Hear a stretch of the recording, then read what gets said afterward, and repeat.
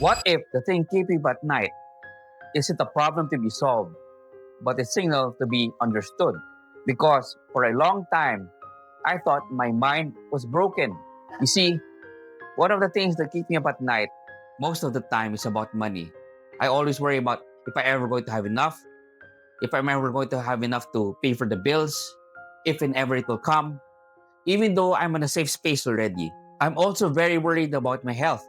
Ever since I caught COVID, I've been struggling with asthma, gout, eczema, and gastro reflux. I worry each time when I wake up when my next attack will be because I was sent to the ER not once but 3 times in 3 consecutive years.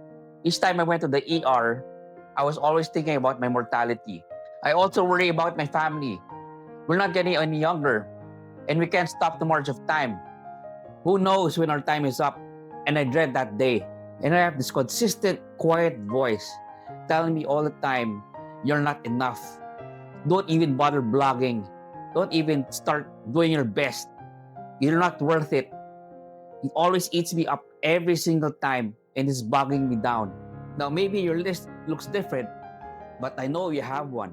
I used to think the answer was to be stronger, to stop being so sensitive, to just push through it. But that never worked because I was dealing with the worry.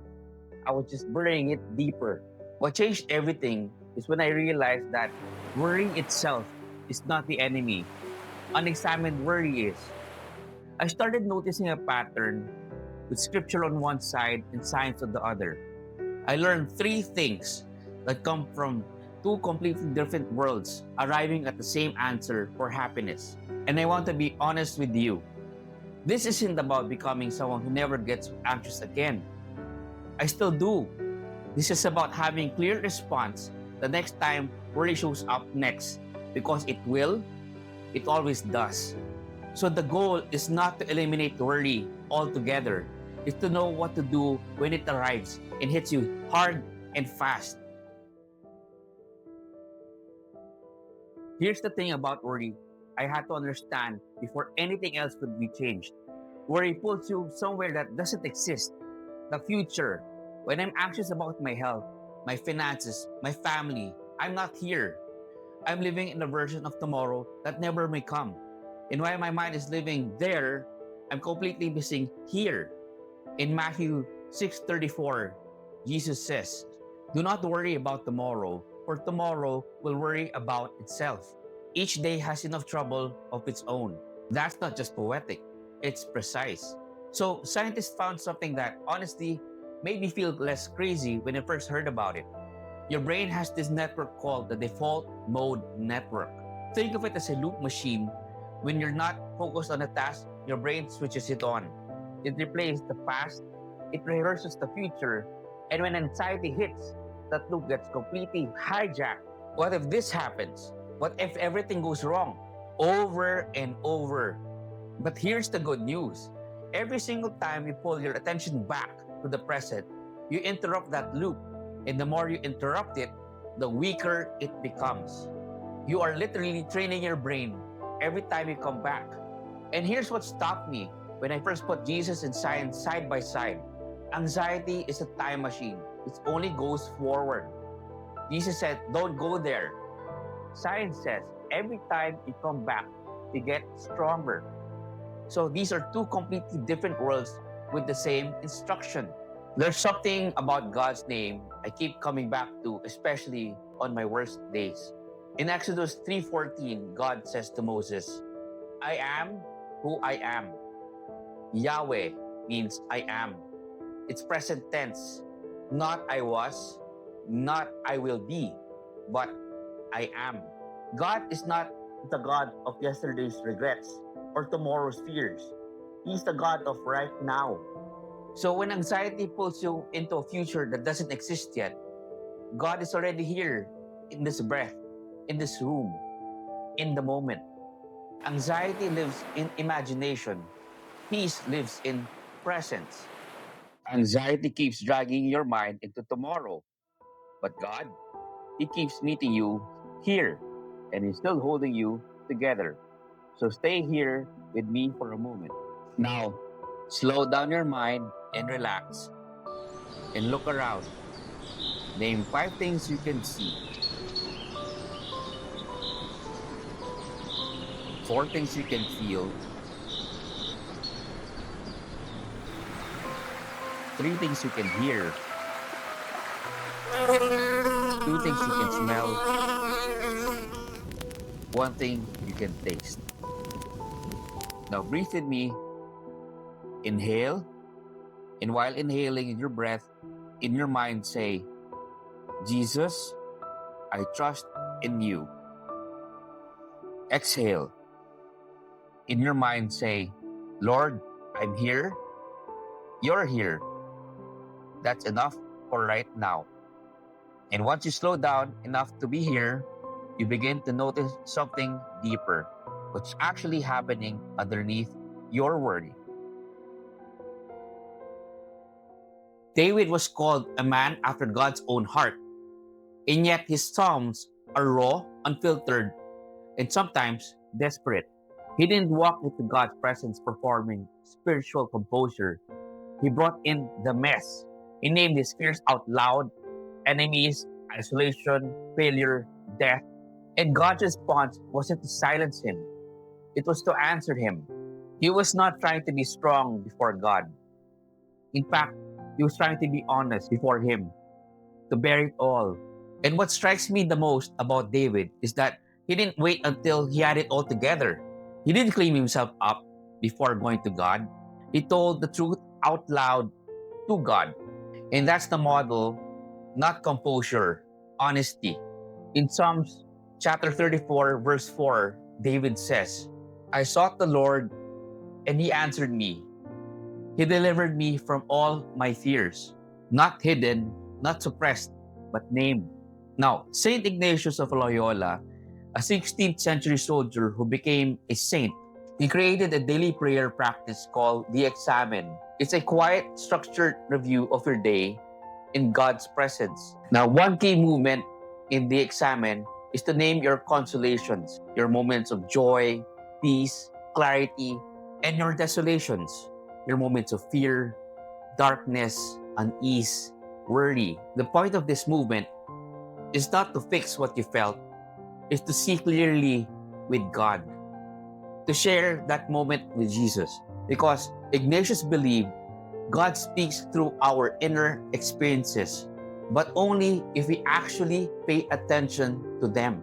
Naming what you feel in prayer isn't weakness. For Ignatius, it was a beginning of transformation.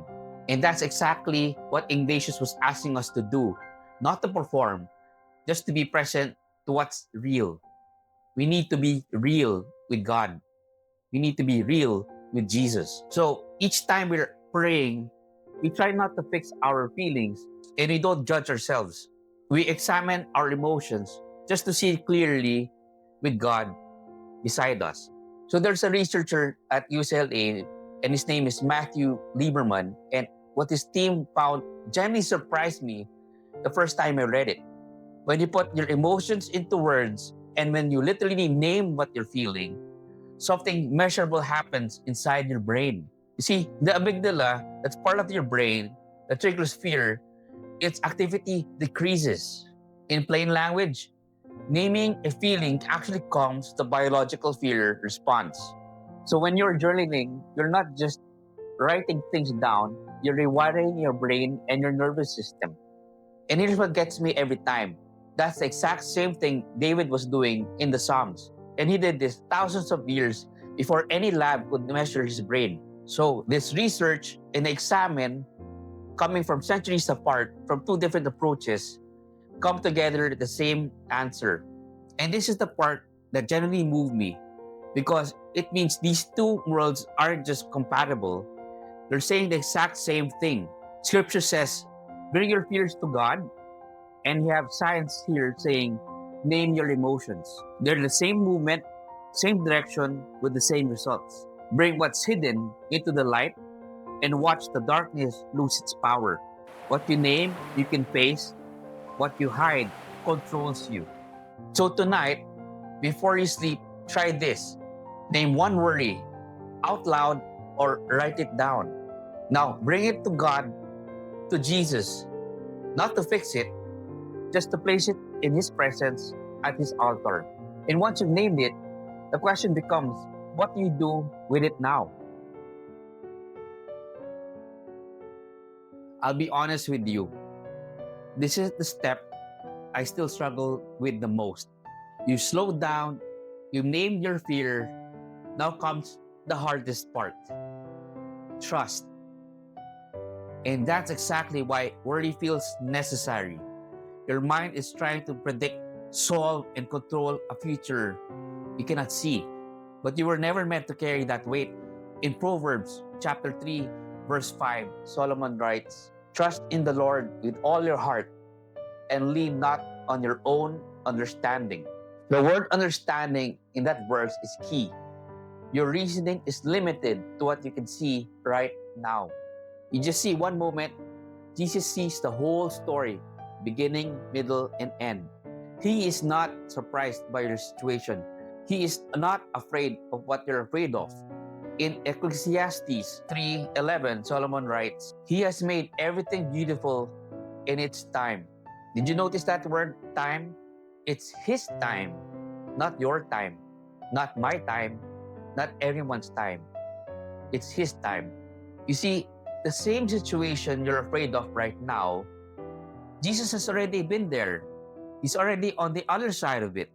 Trust doesn't mean you understand everything. It means you believe He does. He knows what's best for you. And here's what I had to completely change. It's the way I was thinking about this. We struggle with timing. We want answers now. We want relief now. We want clarity now. But Jesus doesn't work on your timeline. And that's not a problem. That's actually the point. His view of your situation is not limited to the ways yours is. He has made everything beautiful in His time, not your time, His. So psychologists use this phrase. It's called intolerance of uncertainty. And when I first heard it, something clicked for me. It's basically this. It's the desperate need to know what's going to happen before you can feel okay. But here's the problem. The more you demand certainty, the more anxious you become. Because life never gives you 100% certainty, not even once. But research shows that people who can say, "I don't know what's coming," and I still take the next step, those people experience significantly less anxiety. There's even a whole therapy built around this. ACT, Acceptance Commitment Therapy.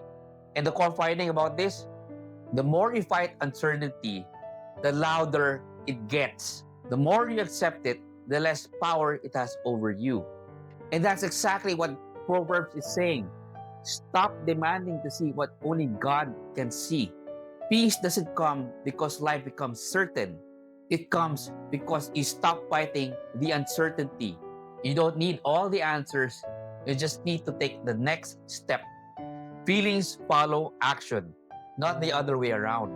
You won't always feel trusting before you decide to trust. That's okay.